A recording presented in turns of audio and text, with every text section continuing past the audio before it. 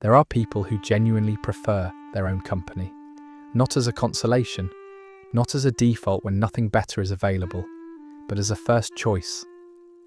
They look forward to the evening alone. They feel something lift when plans cancel, and that feeling can confuse them at first, because most people are taught that enjoying solitude too much means something must be missing, that a healthy person should always want more connection, more company, more involvement.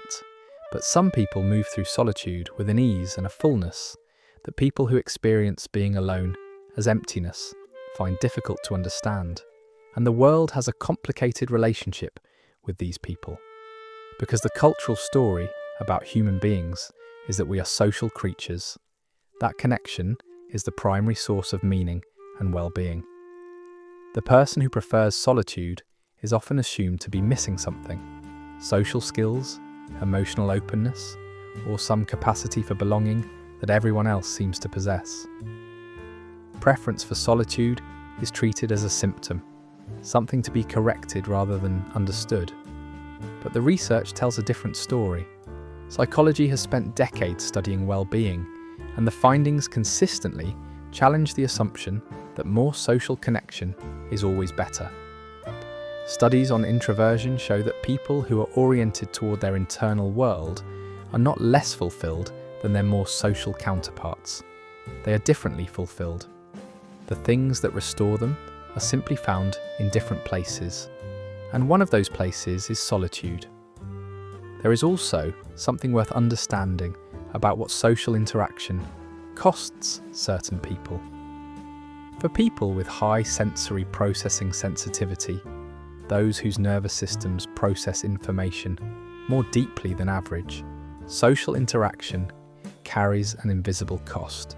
Not because it is unpleasant, often it is genuinely enjoyable, but the emotional attunement, the attention, the absorption of mood and atmosphere require energy that must eventually be restored.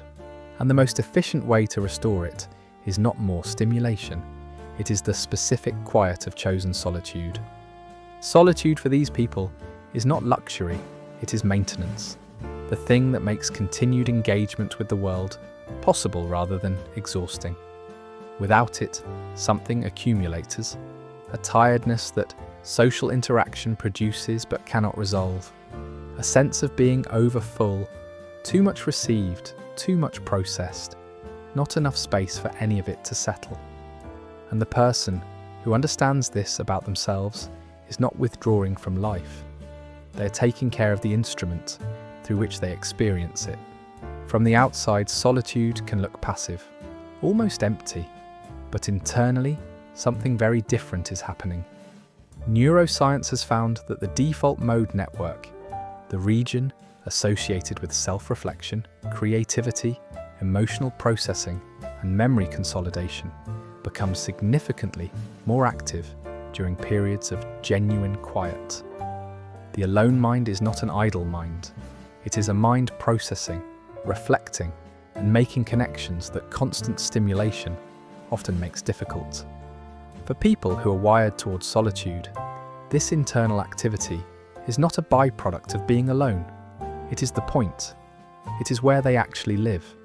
And for many people, that inner world is rich enough that time spent there feels more nourishing than a great deal of social interaction. This is not arrogance or a dislike of people. It is simply the experience of someone whose inner world is rich enough that solitude feels nourishing rather than depleting.